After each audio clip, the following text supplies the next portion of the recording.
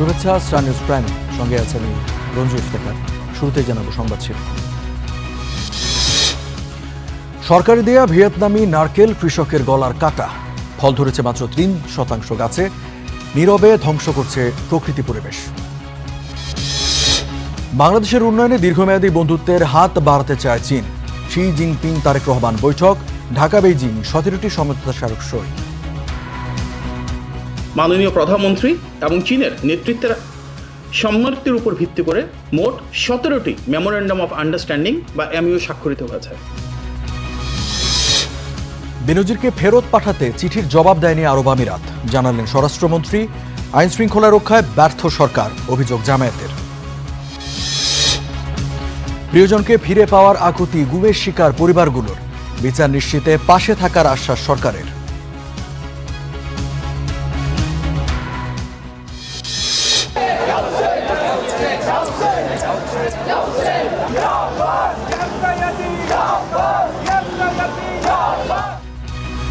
কারবালা স্মরণে হায় হোসেন মাতম, দেশ জুড়ে শোকের তাজিয়া মিছিল, নিরাপত্তা জোরদার। ভেনেজুয়েলায় ভয়াবহ ভূমিকম্পে নিহত বেড়ে 235, আহত 4 সহস্রাধিক। বিধ্বস্ত ভবনের নিচে চাপা পড়ে আছেন অনেকে। এবং গ্রুপ চ্যাম্পিয়ন হওয়ার লড়াইয়ে রাতে মুখোমুখি ফ্রান্স নরওয়ে, জার্মানিকে হারিয়ে নকআউটে ইকুয়েডর, শেষ 32-এ জাপানের প্রতিপক্ষ ব্রাজিল।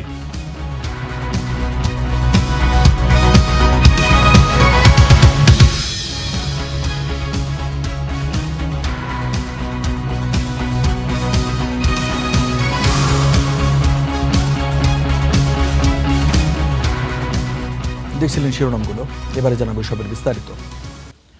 সরকারের সরবরাহ করা ভিয়েতনামি নারিকেল গাছ এখন কৃষকের গলার কাঁটা।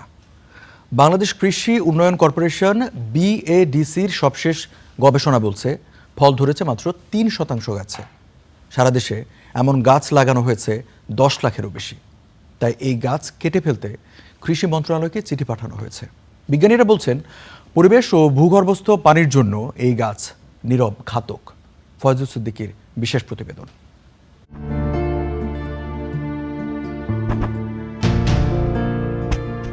ক্ষোভ আর দুঃখে এভাবেই 107টি খাটো জাতের ভিয়েতনামি নারিকেল গাছ কেটেছিলেন নাটোরের কৃষক সেলিম রেজা।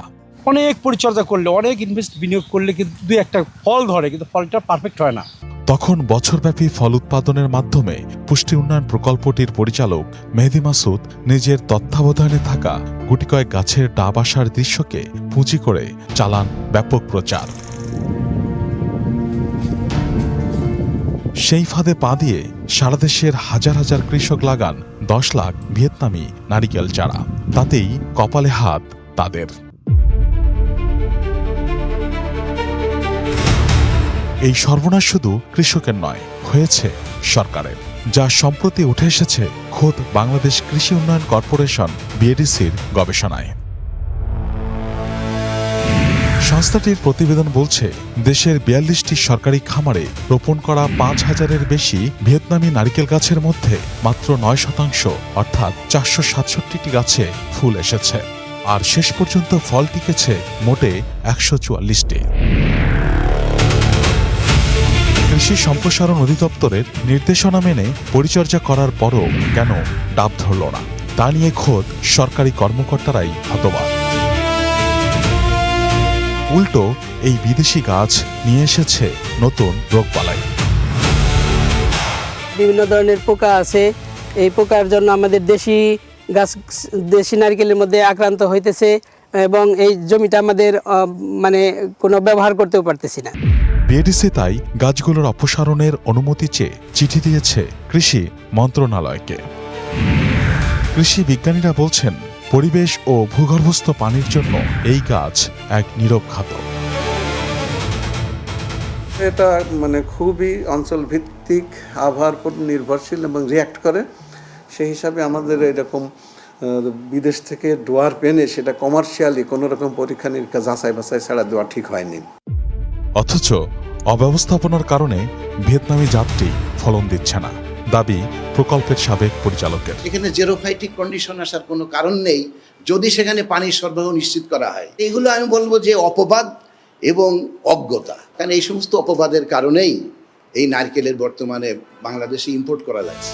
বিদেশি ফসল নিয়ে পরীক্ষা এদেশে নতুন কিছু নয়, কিন্তু পরিবেশগত উপযোগিতা যাচাই না করে কার স্বার্থে এই ভিয়েতনামি নারিকেল কৃষকের কাঁধে চাপিয়ে দেয়া হলো?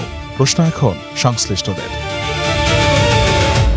Faizul Siddiqui, Star News, Dhaka.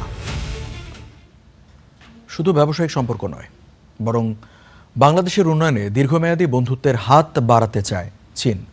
প্রধানমন্ত্রী তারেক রহমানের সঙ্গে বৈঠকে দীর্ঘমেয়াদী বন্ধুত্ব ও অংশীদারিত্বের এই বার্তাই দিয়েছেন চীনের প্রেসিডেন্ট শি জিনপিং। পাশাপাশি রোহিঙ্গা সমস্যা সমাধানেও কার্যকর ভূমিকা রাখার আশ্বাসও দিয়েছে বেইজিং। মিয়ানমার হয়ে চীন পর্যন্ত অর্থনৈতিক করিডোরের বিষয়েও আলোচনা হয়েছে দুই নেতার বৈঠকে। কূটনীতির মঞ্চে সব সফর একরকম নয়। সময়ের গণ্ডি পেরিয়ে কিছু সফর হয়ে ওঠে একটি দেশের আত্মবিশ্বাস, মর্যাদা আর বৈশ্বিক অবস্থান বদলে যাওয়ার প্রতীক। চীনে প্রধানমন্ত্রী তারেক রহমানের 4 দিনের সফর যেন ঠিক তেমনই এক অধ্যায়। সফরের শেষ দিন চীনের প্রেসিডেন্ট শি জিনপিংয়ের সঙ্গে প্রধানমন্ত্রী তারেক রহমানের দ্বিপাক্ষিক বৈঠক। বেইজিংয়ের ঐতিহাসিক গ্রেট হলে পৌঁছালে তাকে অভ্যর্থনা জানান শি জিনপিং। এরপরই একান্তে বৈঠকে বসেন দুই নেতা, যেখানে দুদেশের মধ্যে বাণিজ্য, বিনিয়োগ সম্প্রসারণ, অবকাঠামো উন্নয়ন, প্রযুক্তি সহযোগিতা এবং আঞ্চলিক স্থিতিশীলতা সহ নানা গুরুত্বপূর্ণ বিষয় উঠে আসে আলোচনায়। কর্মসূচিগুলো পরে এই বৈঠক সহ চীন সফরের গুরুত্বপূর্ণ বিষয় নিয়ে গণমাধ্যমের সামনে আসেন প্রধানমন্ত্রীর উপদেষ্টা মাহদি আমিন। এই ঐতিহাসিক সম্পর্কের মূল ভিত্তি হবে মিউচুয়াল ট্রাস্ট, রেসপেক্ট, কোঅপারেশন এবং অবশ্যই দুই দেশের নিজস্ব স্বার্থ সংশ্লিষ্ট বিষয়াদি। মাননীয় প্রধানমন্ত্রী এবং চীনের নেতৃত্বের সম্মতির উপর ভিত্তি করে মোট 17টি মেমোরেন্ডাম অফ আন্ডারস্ট্যান্ডিং বা এমইউ স্বাক্ষরিত হয়েছে। এ সময় উপদেষ্টা হুমায়ুন কবির জানান, বাংলাদেশের সঙ্গে দীর্ঘমেয়াদী সহযোগিতা ও অংশীদারিত্বের বার্তাও দিয়েছেন Xi Jinping. China will be a trustworthy friend in the development of Bangladesh. It will be a long-term commitment of the People's Republic of China under the leadership of President Xi Jinping. এর আগে চীনের ঐতিহাসিক তিয়ানআনমেন স্কয়ারে যান প্রধানমন্ত্রী তারেক রহমান, শ্রদ্ধা জানান চীনের শহীদ বিপ্লবীদের প্রতি। পরে গ্রেট হলে বৈঠক করেন চীনের ন্যাশনাল কংগ্রেস পার্টির স্ট্যান্ডিং কমিটির সভাপতি ঝাও লুজির সঙ্গে। সবশেষ চীনা কমিউনিস্ট পার্টির জাদুঘর ঘুরে দেখেন তারেক রহমান। সব মিলিয়ে মালয়েশিয়া ও চীনে 4 দিনের সফর শেষে ঢাকার পথে প্রধানমন্ত্রী তারেক রহমান। বেইজিংয়ের লাল গালিচা, রাষ্ট্রীয় মর্যাদা আর শীর্ষ নেতৃত্বের উষ্ণ আতিথেয়তায় উঠে এসেছে এক নতুন বার্তা। তা হলো বিশ্বমঞ্চে বাংলাদেশ এখন আর কেবল দর্শক নয়, সে নিজেও একজন গুরুত্বপূর্ণ খেলোয়াড়। প্রধানমন্ত্রী তারেক রহমানের এই চীন সফরে বদলে যাওয়া আত্মবিশ্বাসী এমন বাংলাদেশের প্রতিচ্ছবি ফুটে উঠেছে। তিনি যখন চীন সফরে আছেন, বেইজিংয়ের আকাশে যখন উঠছে সমান মর্যাদায় লাল সবুজের পতাকা, 1000 মাইল দূরে কোটি কোটি দেশবাসী দেখছে এমন এক বাংলাদেশ যে মাথা নত করে নয়, বরং চোখে চোখ রেখে কথা বলতে পারে। এই সফর তাই শুধুমাত্র কূটনৈতিক আনুষ্ঠানিকতা নয়, বরং সম্ভাবনা আর আগামীর স্বপ্নের এক নতুন অধ্যায়ের নাম। Zakaria Ahmed, star news, Beijing, China. দর্শক, প্রধানমন্ত্রীর সফরের বিষয়ে আরও বিস্তারিত জানতে চাই। বেইজিং থেকে আমাদের সাথে সরাসরি যুক্ত হয়েছেন সহকর্মী জাকারিয়া আহমেদ। জাকারিয়া, আজকে তো প্রধানমন্ত্রীর চীনের শেষ দিনের যে কর্মসূচি, সেখানে এখন পর্যন্ত কতগুলো চুক্তি স্বাক্ষর হলো এবং প্রধানমন্ত্রীর এখন কর্মসূচি কি চলছে?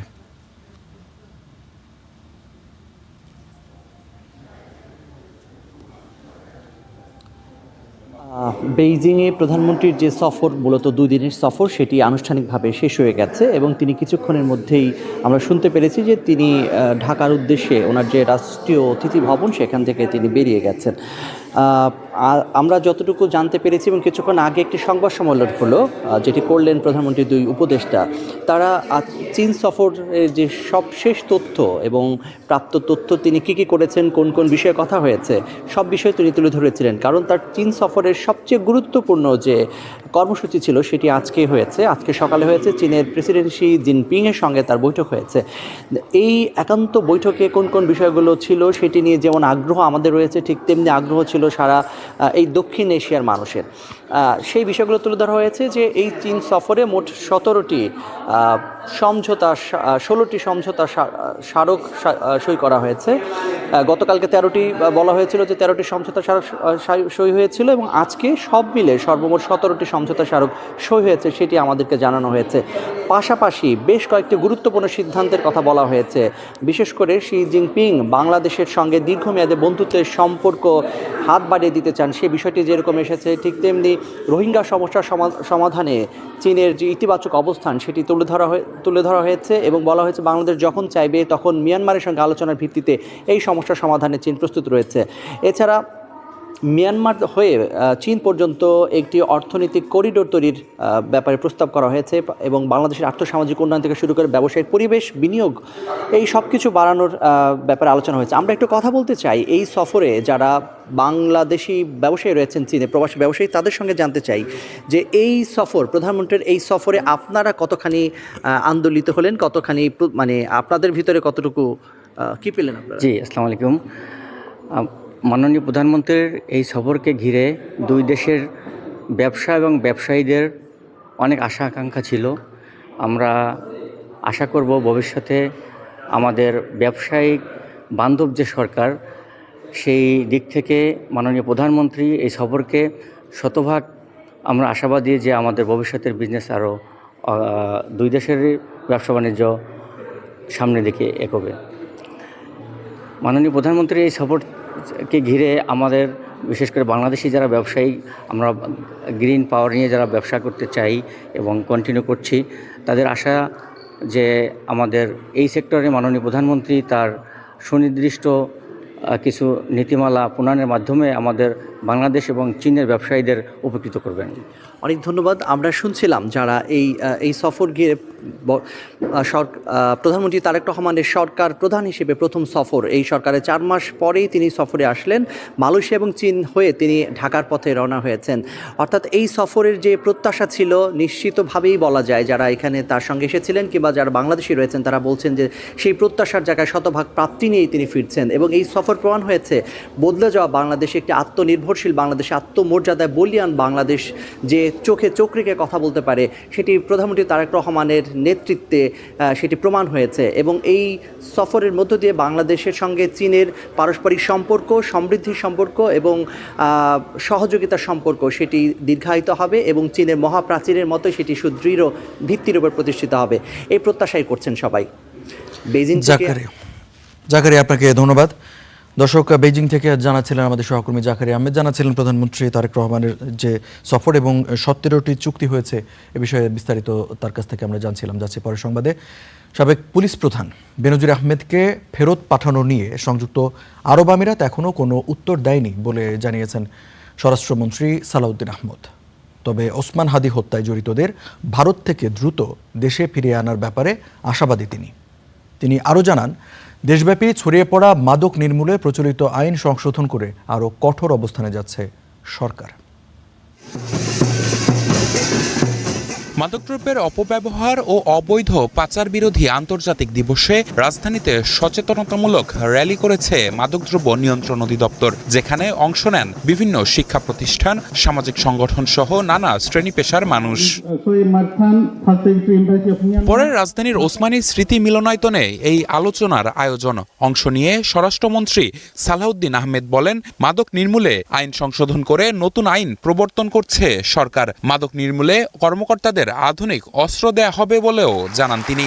যুগোপযোগী মাদকদ্রব্য নিয়ন্ত্রণ আইনের সংশোধন, তাতে তাদেরকে অস্ত্র দেয়া হবে, আধুনিক অস্ত্র দেয়া হবে, 9mm পিস্তলও দেয়া হবে, অন্যান্য অস্ত্র দেয়া হবে, প্রশিক্ষণ দেয়া হবে, তারা যাতে ফাইট করতে পারে একটা ইন্ডিপেন্ডেন্ট স্বতন্ত্র একটা অর্গান হিসেবে। মামলার সংখ্যা বিবেচনায় আমরা যেখানে প্রয়োজন মনে করব, সরকার মনে করবে, সেখানে ট্রাইব্যুনাল স্থাপন করা হবে। পরে সাংবাদিকদের মুখোমুখি স্বরাষ্ট্রমন্ত্রী জানান, চিঠি দেয়া হলেও বেনজির আহমেদের বিষয়ে এখনও আনুষ্ঠানিক জবাব দেয়নি সংযুক্ত আরব আমিরাত। আমরা এখনো ইউএই গভর্নমেন্টের রিপ্লাইয়ের জন্য অপেক্ষা করছি। তার সর্বশেষ অবস্থান সম্পর্কে আমরা যতটুকু জানি ফেডারেল পুলিশের কাছেই আছে, তাদের হেফাজতেই আছে, অন্য কোনো সংবাদ আমরা জানি। ওসমান হাদির হত্যাকারীদেরও দেশে ফিরিয়ে আনতে সরকার তৎপরতা চালাচ্ছে বলেও জানান স্বরাষ্ট্রমন্ত্রী। আমরা আমাদের পররাষ্ট্র মন্ত্রণালয়ের মাধ্যমে ভারত সরকারের কাছে তাদেরকে ফেরত পাওয়ার জন্য, রিপেট্রিয়েট করার জন্য এক্সট্রাডিশন চুক্তি মোতাবেক প্রয়োজনীয় কাগজপত্র এবং ওয়ারেন্ট সহকারে আমাদের কাগজপত্র তখনই পাঠিয়েছি। আমরা অপেক্ষা করছি। পুশিন ইস্যুতে স্বরাষ্ট্রমন্ত্রী জানান, পররাষ্ট্র মন্ত্রণালয়ের মাধ্যমে ভারতের কাছে অবৈধ নাগরিকদের তালিকা চেয়েছে বাংলাদেশ, সেই অনুযায়ী ব্যবস্থা নেবে ঢাকা। নিবিড় সাহা, স্টার নিউজ, ঢাকা। দেশের আইন শৃঙ্খলা রক্ষায় ব্যর্থ সরকার, এমন অভিযোগ করে জামায়াত আমির বলেছেন, সরকারের উপর সাধারণ জনগণ হতাশ ও ক্ষুব্ধ। সকালে দলটির কেন্দ্রীয় মজলিসে শুরার অধিবেশনে এসব কথা বলেন তিনি। নতুন বাংলাদেশ বিনির্মাণে গণভোটের রায় বাস্তবায়ন এবং রাষ্ট্র সংস্কার অনিবার্য বলেও মন্তব্য করেন জামায়াত আমির। জনগণের দাবি আদায়ে প্রয়োজনে গণপ্রতিরোধ গড়ে তোলারও হুঁশিয়ারি দেন তিনি। রাজধানীর আলফালা মিলনায়তনে জামাত ইসলামের কেন্দ্রীয় মজলিসে শুরার বৈঠক। দিনব্যাপী এই বৈঠকের উদ্বোধনী সেশনে বক্তব্য রাখেন দলটির আমির ও সংসদের বিরোধী দলীয় নেতা শফিকুর রহমান। এ সময় দেশের আইনশৃঙ্খলা পরিস্থিতি নিয়ে উদ্বেগ জানিয়ে জামাত আমির বলেন, বর্তমান স্বরাষ্ট্রমন্ত্রী সব মন্ত্রণালয়ের দায়িত্ব পালন করলেও আইন শৃঙ্খলা নিয়ন্ত্রণে ব্যর্থ। দুর্ভাগ্য যে আমাদের একজন স্বরাষ্ট্রমন্ত্রীও আছে, তিনি সকল মন্ত্রণালয়ের দায়িত্ব সংসদের ভিতরে পালন করেন যখনই সুযোগ পান, কিন্তু তার আপন মন্ত্রণালয় এটার দিকে নজর দেওয়ার কোনো সুযোগ নেই। একটা দেশে যদি মানুষের জীবনের নিরাপত্তাই না থাকে, এটা কিসের সমাজ? সরকারের 4 মাস পেরিয়ে গেলেও জুলাই সনদ ও গণভোটের রায় বাস্তবায়ন না হওয়ায় তীব্র ক্ষোভ প্রকাশ করেন বিরোধী দলীয় নেতা। বলেন, পুরনো ফেসিস্ট কাঠামো বজায় রেখেই রাষ্ট্র পরিচালনা করতে চায় সরকার। এই রায় দিয়েছে জনগণ, জনগণের স্বার্থেই এই দাবি বাস্তবায়িত হতে হবে। এর সাথে মৌলিক যে সংস্কারগুলো আরও আছে সেগুলোও করতে হবে। ক্ষমতার ভারসাম্য আনতে হবে। কেউ যাতে দুর্দান্ত ফেসিবাদী হয়ে উঠতে না পারে, জনগণের জীবন সম্পদ এবং ইজ্জত নিয়ে যাতে কেউ খেলতে না পারে, তার ওয়ারেন্টির জন্যেই এই পরিবর্তন বা সংস্কার অপরিহার্য। আমরা প্রিয় দেশবাসীকে বলব, নিজেদের এই অধিকার আদায়ে আপনারা অনড় থাকুন। আমরা আপনাদের সাথে আছি, আপনারাও আমাদের সাথে থাকবেন ইনশাআল্লাহ। যথাসময়ে জুলাই সনদ বাস্তবায়ন না হওয়ায় জনগণ হতাশ বলে মন্তব্য করেন তিনি। জনগণের দাবি আদায়ে বিরোধীরা শেষ পর্যন্ত মাঠে থাকবে বলেও জানান তিনি। মানুষের বসবাসযোগ্য একটা বাংলাদেশ চাই, আমার শিশুর নিরাপত্তা চাই, সন্তানের নিরাপত্তা চাই। Mazharul Islam, star News, Dhaka. কেটে গেছে বছরের পর বছর, তবুও শেষ হয়নি অপেক্ষা। একজন স্বামী, একজন বাবা কিংবা একজন সন্তানের ফেরার আশায় এখনও দিন গুনে অসংখ্য পরিবার। আন্তর্জাতিক নির্যাতন বিরোধী দিবসে সেই সব পরিবারের কণ্ঠে আবারও উঠে এসেছে গুমের বেদনা, বিচার এবং রাষ্ট্রীয় স্বীকৃতির দাবি। আমার বাবা, আমার চাচুরা দিনের পর দিন, মাসের পর মাস, বছরের পর বছর থেকেছে। একদিন দুদিন নয়, বাবাকে ছাড়া কেটে গেছে এক যুগ। আমি তো কিচ্ছু চাইনি, আমি শুধু আমার বাবার বিচারটা চেয়েছিলাম। নিষ্পাপ কান্নাই এখনো বাবাকে খুঁজে ফেরে রাজধানীর শাহিনবাগ থেকে গুম হওয়া কাউসার হোসেনের মেয়ে লামিয়া আক্তার। আমি সেই ছোট্টবেলা থেকে বাবার একটা ছবি নিয়ে হাঁটি আর জানি এটা আমার বাবা। যে দরজা দিয়ে একদিন বেরিয়ে গিয়েছিল পরিবারের সবচেয়ে আপন মানুষটি, তারপর আর ফেরা হয়নি। কেন আমাকে আমার বাবাকে হারাইতে হয়েছে? কেন আমাকে আজকে এখানে দাঁড়িয়ে আমার বাবা হারানোর দুঃখ বলতে হচ্ছে? অশ্রুসজল অপেক্ষার প্রহর গুনে গুনে মলিন মুখগুলোতে মুছে গেছে হাসির রেখা। শুধু একজন মানুষ হারিয়ে যাননি, থমকে গেছে একটি পরিবারের স্বাভাবিক জীবন। সন্তান বড় হয়েছে বাবাকে ছাড়া, মা কাটিয়েছে অনিশ্চয়তার দীর্ঘ সময়। আন্তর্জাতিক নির্যাতন বিরোধী দিবসে মায়ের ডাক আয়োজিত এই আলোচনা সভায় প্রিয়জনকে ফিরে পাওয়ার আকুতি ছিল সবার কণ্ঠে। 16টি বছর স্বৈরাচার শাসন আমলে এই গুমের ভিকটিমরা ছিল নিজের দেশের উদ্বাস্তু। আমার ওয়াইফ আমাকে বলেছে আমাদের বন্ধুদের দূরে থাকে, আমাদের আত্মীয়রা আমাদের ফোন কল রিসিভ করতো না। এ সময় গুমের বিচার নিয়ে কথা বলেন চিফ প্রসিকিউটর। জানান, ট্রাইব্যুনালে গুমের ভয়াবহ বর্ণনায় কান্নায় ভেঙে পড়েন সবাই। তারা কতটা অমানুষ হতে পারলে এই জাতীয় ঘটনা তারা করতে পারে, তারই আপনারা ইতিমধ্যে দেখেছেন। আপনাদের 2টি ঘটনাস্থল, 2টি আয়নাঘর, র্যাবের একটি, আমাদের ডিজিএফের ওখানে একটি, আমি 2টাই কিন্তু আমি আসার পরে সিলগালা করে দিয়েছি। আর ডেপুটি স্পিকার বলেন, নীতির প্রশ্নে বিতর্ক থাকলেও ফেসিবাদের প্রশ্নে ঐক্যবদ্ধ থাকার বিকল্প নেই। আমার প্রথম ভাষণে বলেছিলাম এই সংসদ মুসলিমের সংসদ, ফাঁসির মঞ্চের আসামিরা এই সংসদে আছেন, আয়নাঘরের যারা ছিলেন তারা এই সংসদে আছেন, গুম হওয়া ব্যক্তিগণ এই সংসদে আছেন, এই মুসলিমের সংসদে দাঁড়িয়ে আছি আমরা। প্রধান অতিথির বক্তব্যে অশ্রুসিক্ত বিএনপির মহাসচিব। তিনি বলেন, গুম হওয়া পরিবারের পাশে রয়েছে সরকার। শুধু এইটুকু বলতে চাই, আমরা আপনাদের সঙ্গে আছি এবং এই লড়াইয়ের সংগ্রামে আমরা শেষ পর্যন্ত আপনাদের সঙ্গে থাকব। আমি বিশ্বাস করি যে ভবিষ্যতে আমাদের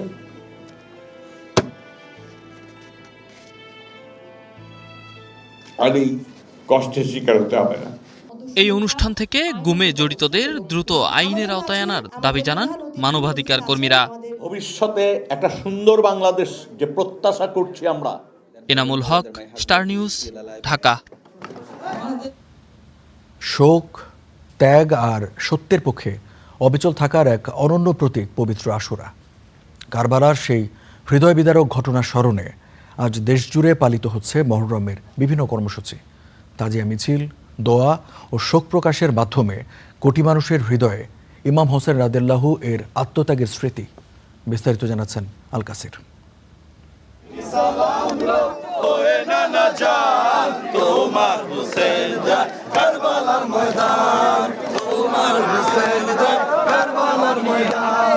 শোকের এই ধ্বনি ছুঁয়ে যায় পুরান ঢাকার আকাশ। বুক চাপড়ে মাতম, নোহা মার্সিয়ার করুণ সুর। কালো পতাকার ছায়ায় ধীর পায়ে এগিয়ে চলা হাজারো মানুষের। শতাব্দী পেরিয়েও কারবালার রক্তাক্ত সেই স্মৃতি আজও যেন জীবন্ত।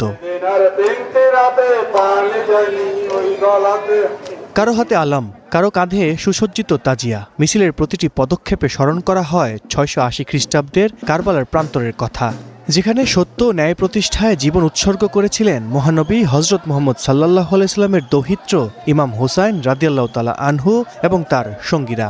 ইমাম হুসাইনের আজাদার কুল কায়নাতে তারা যারা আমার রসুলকে ভালোবাসে, যারা আজাদার আমরা আছি, সবার হৃদয়ে এখন পর্যন্ত ইমাম হোসেন জিন্দা আছে। অন্যায়ের সাথে উনি বায়াত করেন নেই, আমরা অন্যায়ের পক্ষ নেব না। এই তাজিয়া মিছিল শুধু একটি ধর্মীয় আচার নয়, শোক, শ্রদ্ধা আর আত্মত্যাগের প্রতীক। আশুরা উপলক্ষে প্রতি বছরের মতো এবারও পুরান ঢাকার ঐতিহাসিক হুসাইনি দালান থেকে বের হয় এই শোকের মিছিল।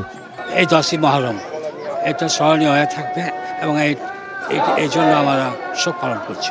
সত্যের জন্য আপনি আপনার জীবনে শেষ রক্তবিন্দু দিয়েও কাজ চালিয়ে যাবেন। সমাজে আমরা শান্তি শৃঙ্খলা ফিরিয়ে আনতে পারি। ইসলামের এই আশুরার মিছিল থেকে, আশুরার দিন থেকে আমরা এই শিক্ষাটাই নিতে পারি। ভক্তরা বলছেন, ইমাম হুসাইনের আত্মত্যাগ কেবল ইতিহাসের একটি অধ্যায় নয়, অন্যায়ের বিরুদ্ধে মাথা নত না করার, সত্য ও মানবতার পক্ষে অটল থাকার এক অনন্ত প্রেরণা। হিংসা বিবাদ নয়, পৃথিবীতে নেমে আসুক শান্তি। শোক, ত্যাগ আর সত্যের আদর্শে অনুপ্রাণিত হয়ে গড়ে উঠুক সমাজ ব্যবস্থা। আশুরার এই দিনে এমনটাই প্রত্যাশা লাখো হুসাইন প্রেমী, লাখো নবী ভক্তের।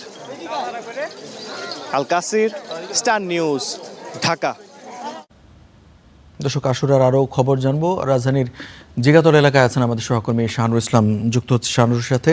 এবং শাহানুর, তাজিয়া মিছিল যেটা হোসেনি দালান থেকে শুরু হয়েছিল সেটি জিগাতলায় এসে শেষ হবার কথা, এখন মিছিলের কী অবস্থা এবং শান্তিপূর্ণভাবে নিশ্চয়ই মিছিল পালন হয়েছে, এবং আইন শৃঙ্খলা পরিস্থিতি কেমন ছিল জানাবেন।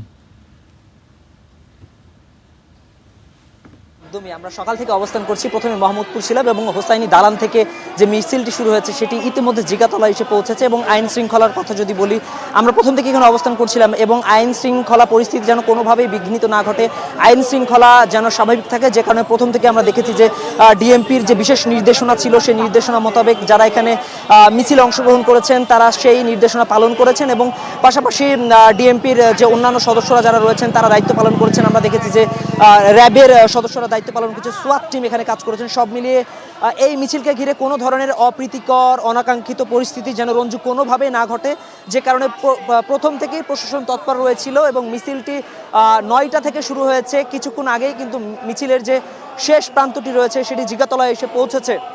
আমরা দেখেছি যে রাজধানীর বিভিন্ন প্রান্ত থেকে যারা বিশেষ করে শিয়া সম্প্রদায়ের যারা লোক রয়েছে রঞ্জু, তারা এই মিছিলে অংশগ্রহণ করেছেন। ছোট বড় নির্বিশেষে সবাই কাঁধে কাঁধ মিলিয়ে সকাল থেকে এখানে অবস্থান করছেন। এবং ডিএমপি কিন্তু এই বছরের আশুরা অর্থাৎ 10 মহরমকে কেন্দ্র করে বিশেষ একটি নির্দেশনা প্রদান করেছিল যেন কোনোভাবেই কোনো আইন শৃঙ্খলা পরিস্থিতি যেন বিঘ্নিত না ঘটে। সে কারণে কিন্তু ছুরি কিংবা বাজি ফোটানোর নির্দেশনা ছিল না। সুতরাং সব মিলিয়ে যারা মিছিলে অংশগ্রহণ করেছে তারা কোনো ধরনের কোনো অস্ত্র প্রদর্শনী কিংবা আঘাত করা কিংবা বাজি ফাটানো এ ধরনের কোনো পরিস্থিতি এখানে সৃষ্টি করেনি। সব মিলিয়ে শান্তিপূর্ণ পরিবেশে আজকে আশুরার যে মিছিল ছিল রাজধানীর বিভিন্ন জায়গায় শান্তিপূর্ণ পরিবেশে ছিল। এবং হোসাইনি দালান থেকে যে বৃহৎ অর্থাৎ ঢাকা শহরের সব থেকে বড় মিছিল রঞ্জু, সেটি ইতিমধ্যে জিগাতলা এসে পৌঁছেছেন এবং এখানেই কিন্তু শেষ হয়েছে। শেষের যে কার্যক্রম তাদের সেটিও সম্পন্ন করেছেন। তারা দীর্ঘ পথ অতিক্রম করে এখানে এসেছেন, খালি পায়ে হেঁটে এসেছেন। আমরা দেখেছি বিভিন্ন ঘোড়া এবং কালেমা সম্মিলিত পতাকা তারা বহন করছেন এবং জানাচ্ছিলেন যে বিশ্ব মুসলমান বিভিন্নভাবে বিভক্ত হয়ে গিয়েছে, এই বিভক্তিটা যেন কোনোভাবে আর সামনে এগোতে না পারে। সব মিলিয়ে শান্তি প্রতিষ্ঠার জন্যই মূলত তাদের এই মিছিল রঞ্জু এবং তারা পুরো বিশ্বকে একটি মেসেজ দিতে চায় যে শান্তিপূর্ণভাবে যেন করতে পারেন। সুতরাং সব মিলিয়ে শোক এবং ত্যাগের চেতনাকে ধারণ করে যারা শিয়া সম্প্রদায়ের মানুষ রয়েছেন তারা এখানে এসেছিলেন, মিছিলে অংশগ্রহণ করেছেন সকাল থেকে। আইন শৃঙ্খলা বাহিনীও এখানে উপস্থিত ছিলেন, কোনোভাবে যেন আইন শৃঙ্খলা পরিস্থিতি বিঘ্নিত না হয়। সব মিলিয়ে সুষ্ঠু এবং সুন্দর পরিবেশে আজকের 10 মহরমের তাজিয়া মিছিল সম্পূর্ণ হয়েছে। রঞ্জু, শাহানুর, আপনাকে ধন্যবাদ। দর্শক, রাজধানীর জিগাতলা থেকে জানাচ্ছিলেন আমাদের সহকর্মী শাহানুর ইসলাম। চট্টগ্রামে পবিত্র আশুরা উপলক্ষে কারবালার শোক ও ত্যাগের স্মরণে শিয়া সম্প্রদায়ের আয়োজনে বের হয় শোক র্যালি। শোক, মাতম ও শান্তির বার্তায় মুখর এ আয়োজনে ছিল ধর্মীয় আবেগের পাশাপাশি বিশ্ব মুসলিম ঐক্যের আহ্বান। মামুনুর সুধবী জানাচ্ছেন বিস্তারিত। কারবালার বিয়োগান্তক ও হৃদয় বিদারক ঘটনার স্মরণে বুক চাপড়ে এই শোক, যাতে চট্টগ্রামের সদরঘাট থেকে ইমাম হোসেনের প্রতীকী কফিন নিয়ে শোক র্যালি বের করেন শিয়া সম্প্রদায়ের অনুসারীরা।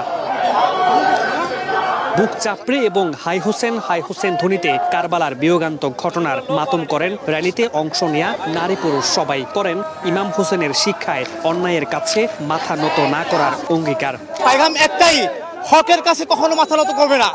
প্রয়োজনে আমরা গর্দন দিব, কিন্তু হকের কাছে মাথা নত করব। আজকে ইরান যে পথে আছে আমরা সেম পথে আছি, আর দুশ্মনের সাথে আর শত্রুর সাথে যারা জুলুমকারী তাদের বিপক্ষে আছি আমরা।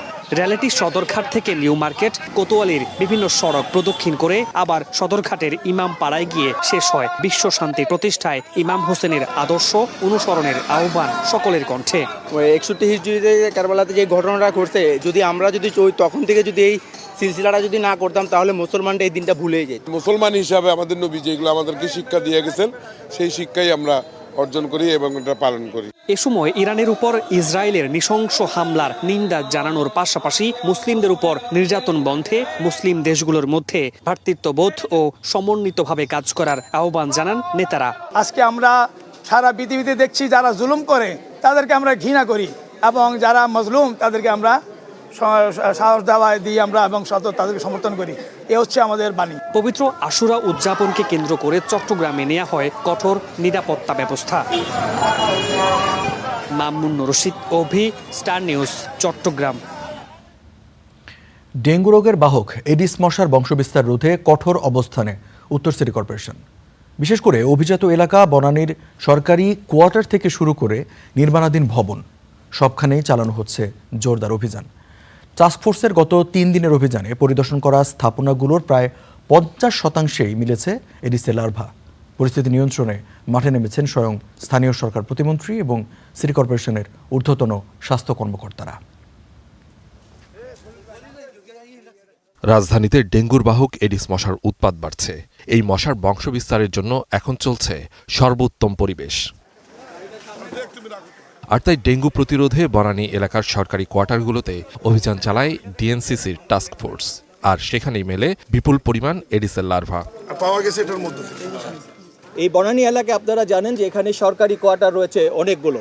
আমরা আজকে পিডব্লিউডি, ট্যাক্সেশন এবং রাজুকের কোয়ার্টারগুলোতে অভিযান চালিয়েছি এবং আমরা কিছু কিছু এলাকায় বেশ ভালো সংখ্যায় লার্ভা পেয়েছি। এছাড়া কনস্ট্রাকশন সাইডের মধ্যেও আমরা যে একটা কনস্ট্রাকশন সাইডে গিয়েছি সেখানেও লার্ভা পাওয়া গেছে। অভিযানে বারবার উঠে আসে অবহেলার চিত্র। বিশেষ করে নির্মাণাধীন ভবনগুলো যেন এডিসের প্রজনন ক্ষেত্রে পরিণত হয়েছে। এই লার্ভাগুলা 1-2 দিনের মধ্যেই উড়ে আমাদের মানুষদেরকে কামড়ায় এবং মানুষরা এবং হ্যাঁ শুধু মানুষের রক্তই খায় এডিস মশা। ওনারা মানুষের রক্তই মানে খোঁজে। সেজন্য আমাদের লার্ভাগুলাকে আগে ধ্বংস করতে হবে, লার্ভার উৎপত্তি স্থলগুলোকে ধ্বংস করতে হবে। টাস্কফোর্সের গত 3 দিনের অভিযানে প্রায় 50% স্থাপনাতেই লার্ভা পাওয়া গেছে।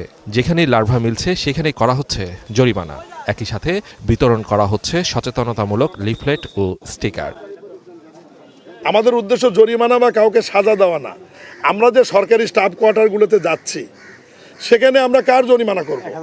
সেখানে তো অলাভজনক প্রতিষ্ঠান, তারা তো ওখানে 1000 মানুষ থাকে, তাদের তো। আর আমরা যে প্রতিষ্ঠানগুলোর জরিমানা করছি এগুলো হচ্ছে লাভজনক প্রতিষ্ঠান। একটা আন্ডার কনস্ট্রাকশন প্রতিষ্ঠান থেকে উনি কোটি কোটি টাকা ইনকাম করবেন, এখানে আয়ের উৎস রয়েছে তার, কিন্তু উনি তার জায়গাটা ঠিক রাখবেন না এবং সেখান থেকে আশেপাশে উনি লার্ভা সরাবে এবং ডেঙ্গু মশা বা অ্যাডিস মশা সরাবেন। আমরা তাদেরকে নোটিশ করেছি, ডেকে বলেছি।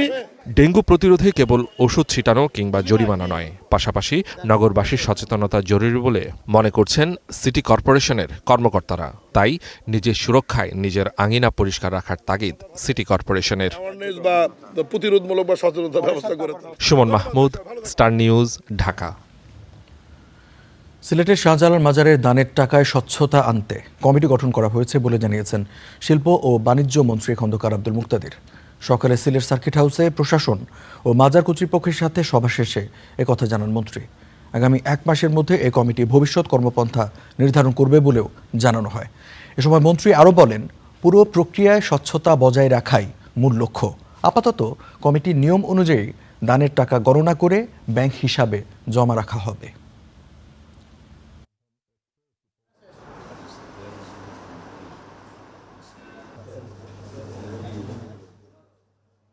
আগামী দিনে কিভাবে সামগ্রিক ব্যবস্থাপনাটা একটা স্বচ্ছ প্রক্রিয়ায় সম্পন্ন হবে সেটা ঠিক করার জন্যই আজকে আমরা একটা কমিটি করে দিলাম, একটা কাঠামো করলাম। ইনশাল্লাহ আগামী 1 মাসের মধ্যেই এই কমিটি তার কাজ সম্পন্ন করবেন। যেভাবে বাক্সে টাকা আসে সেইভাবে টাকা আসবে। বাক্স ভর্তি হলে এই কমিটির তত্ত্বাবধানে সেই টাকা গুনা হবে এবং সেই টাকা জেলা প্রশাসক মেনটেন করবেন একটি নির্দিষ্ট অ্যাকাউন্ট, শুধু সেই অ্যাকাউন্টে এই টাকাটাই থাকবে, সেই টাকা জমা হবে। মেহেরপুরের 2টি সীমান্ত দিয়ে 5 জনকে পুশিন চেষ্টার ঘটনা ঘটেছে। স্থানীয়রা জানায়, গতরাতে গাংনী উপজেলার ধলা সীমান্ত দিয়ে 3 জনকে বাংলাদেশে ঠেলে পাঠানোর চেষ্টা করে ভারতীয় সীমান্তরক্ষী বাহিনী বিএসএফ। তবে স্থানীয় মানুষ ও বিজিবির বাধার মুখে তারা সীমান্তের শূন্যরেখায় অবস্থান নেয়। পরে সকালে ওই 3 জনকে ভারতে ফিরিয়ে নেওয়া হয়। 3 জনের ওই দলটিতে 2 জন পুরুষ ও 1 জন নারী ছিল। এই ঘটনায় স্থানীয়দের মাঝে উত্তেজনা বিরাজ করছে। এদিকে মেহেরপুরের শেওড়াতলা কাজীপুর সীমান্ত দিয়ে আরও 2 জনকে পুশিন চেষ্টার খবর পাওয়া গেছে।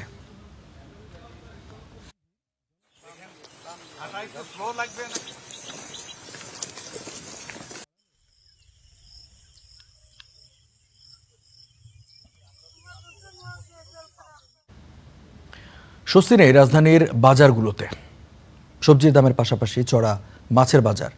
এছাড়া সব ধরনের চালের দাম কেজিতে বেড়েছে 2 থেকে 4 টাকা পর্যন্ত।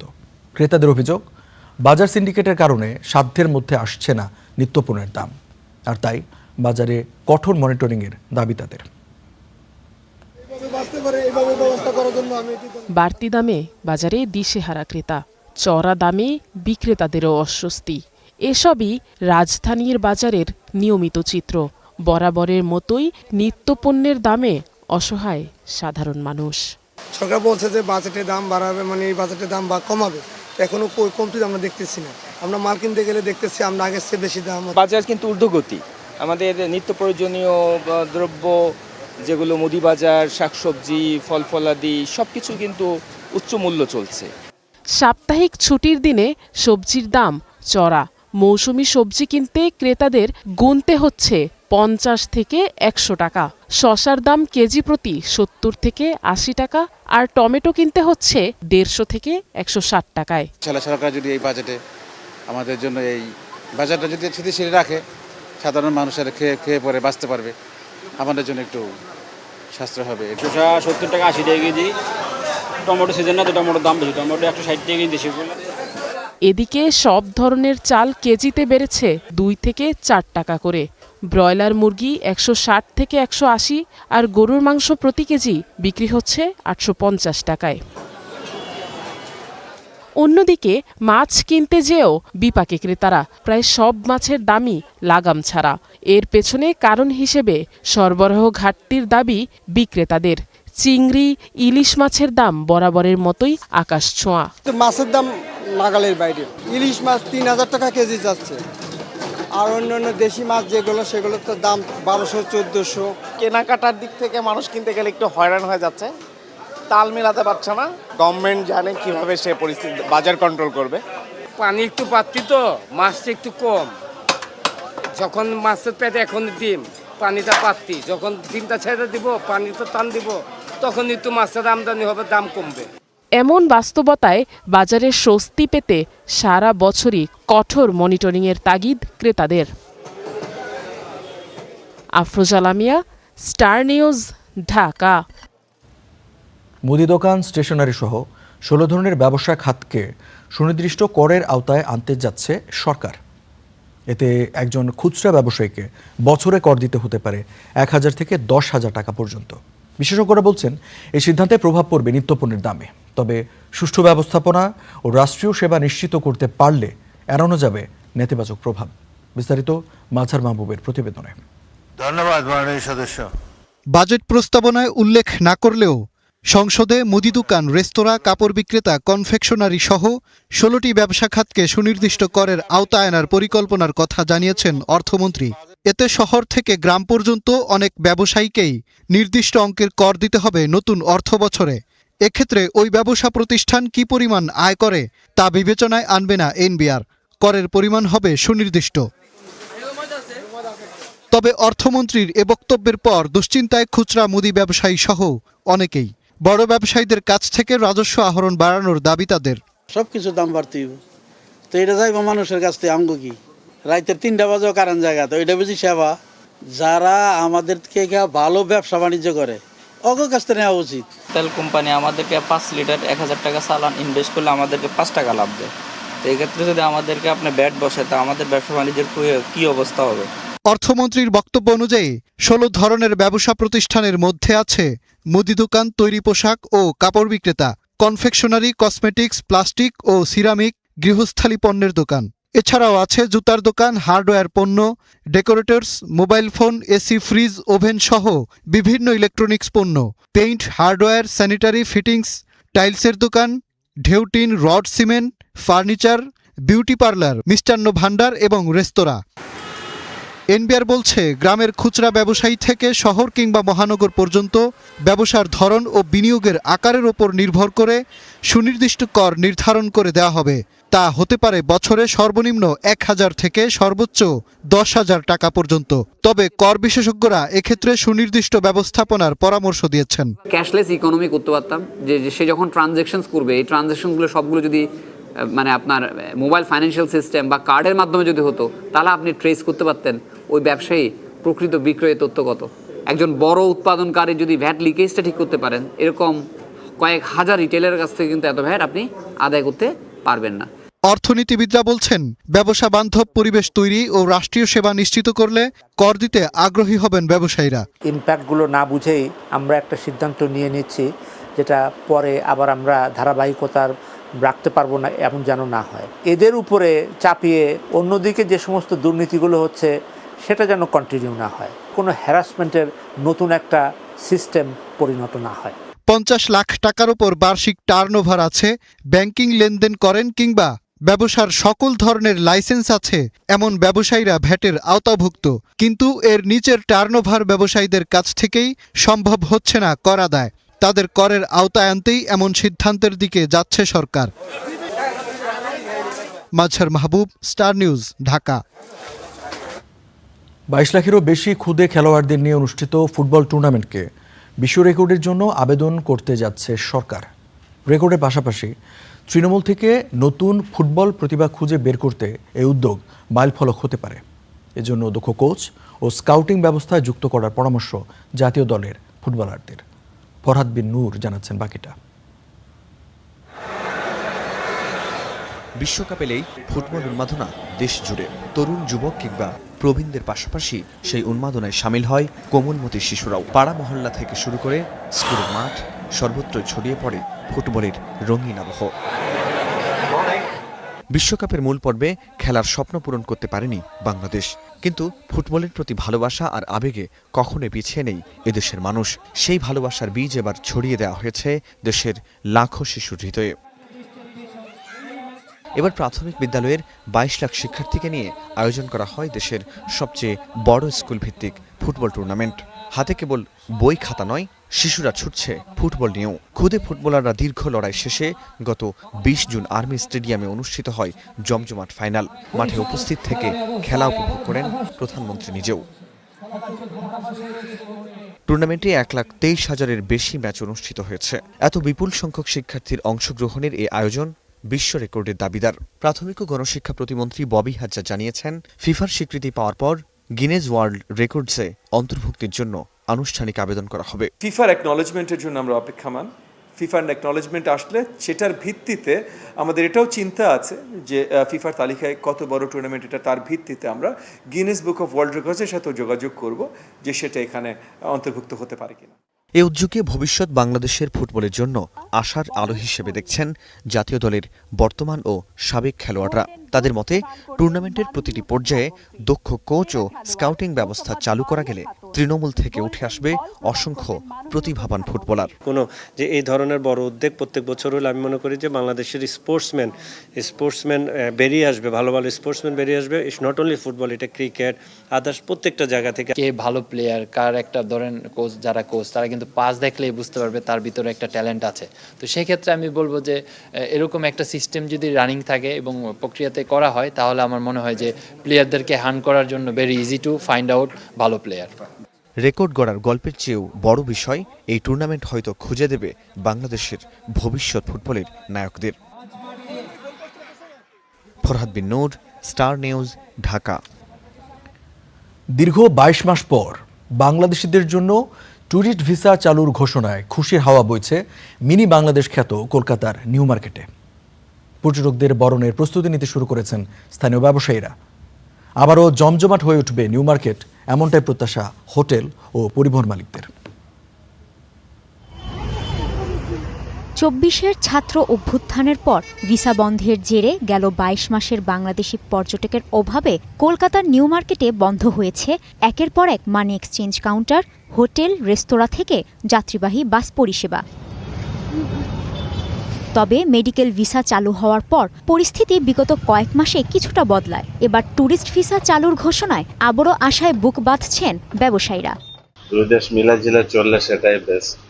দুই দেশেরই স্বার্থ দুই দেশের সঙ্গে জড়িত, অতএব অ্যালায়েন্স হলেই ভালো। স্থানীয় হোটেল মালিকরাও স্বীকার করলেন, বাংলাদেশি পর্যটকের অভাব হাড়ে হাড়ে টের পেয়েছেন তারা। যে রেন্ট পাচ্ছিলাম তার হাফের থেকে কম পাচ্ছিলাম। ধরুন একটা সাপোজ 1000 টাকার রুম ভাড়া, সেটা 300-400 টাকায় দিতে বাধ্য হচ্ছিলাম। নতুন করে ট্যুরিস্ট ভিসা চালুর ঘোষণায় পরিবহন মালিকদের আশা আবারও আগের অবস্থায় ফিরবে তাদের ব্যবসা। 28 তারিখ থেকে আগের মতন ট্যুরিস্ট ভিসা চালু হবে। ট্যুরিস্ট ভিসা চালু হয়ে গেলে আবার আগের মতন ব্যবসা ঠিকঠাক হবে আশা করা যায়। এর আগে 2024-এর ছাত্র অভ্যুত্থানের জেরে বাংলাদেশের তৎকালীন প্রধানমন্ত্রী শেখ হাসিনা ভারতে পালিয়ে গেলে ঢাকার সঙ্গে নয়াদিল্লির সম্পর্কে ভাটা পড়ে। পরবর্তীতে ডক্টর মোহাম্মদ ইউনূসের অন্তর্বর্তীকালীন সরকারের আমলে ভারত সরকারের সঙ্গে বাংলাদেশের কূটনৈতিক সম্পর্ক তলানিতে ঠেকলে নিউ মার্কেটের অর্থনৈতিক ক্ষত আরও গভীর হয়। তবে গত বৃহস্পতিবার বাংলাদেশিদের জন্য ট্যুরিস্ট ভিসা চালু করার ঘোষণায় বাংলাদেশিদের পাশাপাশি ভারতীয় ব্যবসায়ীদের মধ্যেও দেখা যায় স্বস্তির হাওয়া। কাজী শাহরিন, স্টার নিউজ।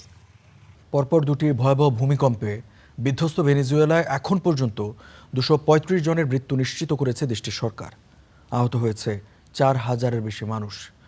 দেশের উত্তরাঞ্চল ও রাজধানী কারাকাস এলাকায় এখন কেবলই ধ্বংসস্তূপ। নিচে চাপা পড়ে আছে বহু মানুষ। বিধ্বস্ত ভবনগুলোর নিচে আটকে থাকা জীবিতদের উদ্ধারে সর্বোচ্চ চেষ্টা করে যাচ্ছে সরকার।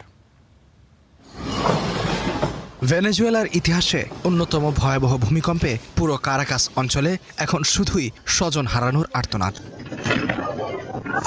7.2 মাত্রার প্রথম ধাক্কা সামলে ওঠার আগেই ফের আধা মিনিটের ব্যবধানে আরও শক্তিশালী 7.5 মাত্রার কম্পনে মুহূর্তেই ধুলোয় মিশে যায় শত শত বহুতল ভবন। সন্ধ্যা 6টার দিকে আমি খুব বিকট শব্দ শুনতে পাই। হঠাৎ সবকিছু এক পাশ থেকে অন্য পাশে দুলতে শুরু করে। এটি অত্যন্ত তীব্র এক ঝাঁকুনি ছিল। আমরা এর আগে কখনো এমন পরিস্থিতির মুখোমুখি হইনি। হতাহতের সংখ্যা বেড়ে চলেছে ক্রমেই। নিখোঁজ রয়েছেন অনেকেই। প্রাণে বাঁচতে কারাকাসের বাসিন্দা ও প্রতিবেশীরা ঘর ছেড়ে ঠাঁই নিয়েছেন খোলা আকাশের নিচে, পার্ক ও রাস্তায়। আন্তর্জাতিক দাতব্য সংস্থা অক্সফাম সতর্ক করে জানিয়েছে, এই ব্যাপক ধ্বংসযজ্ঞ ভেনেজুয়েলার চলমান অর্থনৈতিক ও মানবিক সংকটকে আরও কয়েক গুণ বাড়িয়ে দিতে পারে। এদিকে মার্কিন প্রশাসন ভেনেজুয়েলায় উদ্ধার কাজের জন্য বিশেষ দল ও সামরিক সরঞ্জাম পাঠিয়েছে। একই সাথে ক্ষতিগ্রস্তদের সহায়তায় $20 কোটি বেশি আর্থিক সাহায্য তহবিল ঘোষণা করেছে ওয়াশিংটন। যুক্তরাষ্ট্র ভেনেজুয়েলাকে সাহায্য করতে প্রস্তুত। আমি আমাদের সরকারের সব সংস্থাকে দ্রুত পদক্ষেপ নিতে নির্দেশ দিয়েছি। আমরা আমাদের বন্ধুদের পাশে থাকব। শুধু যুক্তরাষ্ট্র নয়, শোক জানিয়েছেন বিভিন্ন রাষ্ট্রপ্রধান। এরই মধ্যে ভেনেজুয়েলার পাশে দাঁড়িয়েছে জাতিসংঘ। যুক্তরাজ্য, কাতার, ব্রাজিল, মেক্সিকো, চিলি, চীন ও রাশিয়া সহ বিশ্বের বহু দেশ ইতিমধ্যেই জরুরি অর্থ ও উদ্ধার কাজে লজিস্টিক সহায়তা দেওয়ার ঘোষণা দিয়েছে। ইস্তিহাদুল মাহমুদ, স্টার নিউজ।